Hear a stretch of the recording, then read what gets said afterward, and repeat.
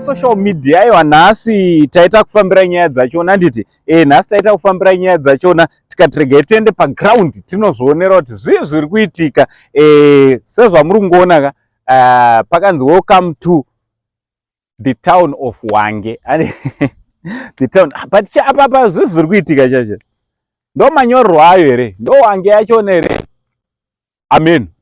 ina ndizive ndudziwo zvamunofunga ku comment section kuti muno ndizvo here kana kuti pamwe ndina hangu ndiri kureswa ndo vakareswa kunyora here kana kuti I don't know handiti I don't know zviri kudizvudi kwese kwamuri vazukuru vasekuru Saint ndichida kutenda ine support yamunotipa pa Saint TV basa richienda so zviri kuitika ka nhasi tiri kuno kuHwange Hwange ndo kunowanikwa Hwange National Park also ndo kunowanikwa magetsi ani kunogadzirwa magetsi so tati arega timbonoona kuti zvemagetsi zviri kufamba sei tatega tinozvionera tega kuti zvemagetsi zviri kufamba sei last time takanga tiri mukariba unfortunately tasina kufambira kunoona zvemagetsi zviri kufamba sei but apa tati arega tichiite zvido zvenyu kunyanya because vanhu vaiti tuka chichi uri kutaura zvisina basa ini ndasina kufambira but apa tafambira kuti tione zviri kufamba sei also don't forget kuti kunoku it's a holiday resort again anditi kacheka vana vechikoro vanotonzi vari kuenda kuHwange Hwange National Park Hwange kunoitwa marasha zvakare anditi kunocherwa marasha anditi ko inomainwa in Hwange so aiwa tiri kutenderera tiri muHwange tichida kumboona kuti zvakamira sei muHwange machona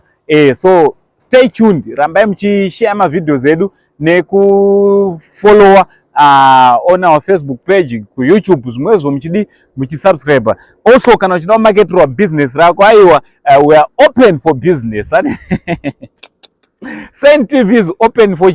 business unongotibata pa number dziri pa screen tobva tatoita skill rachona rekuti uzikanwe kure aiwa zvamai manje chivhitivhiti chiri kupisa ndiyo Saint TV anditi so usanyanyosarira pazvinhu zvachona vamwe vachitaurwa pa Saint TV kampani yenyu yorega kutaurwa pa Saint TV hameno zvamune muchitongoitawo pakampani yenyu aiwa hande muHwange machona unozona nhasi nayo mukomana tinayo autezai tezai handiti inini haisviki iri kutopinda muHwange zvizvi ende ichitobva muHwange vehicles one motikari inofambira zvakarurama iri auteza inofambira kururama aiwa guys tirambai muchiti support kana uchida kuti support nongoti sponsor aiwa wakasununguka kudaro because mimi ndimi simba redu anditi ndimi simba redu ndichida kuti big shout out kuna cameraman wangu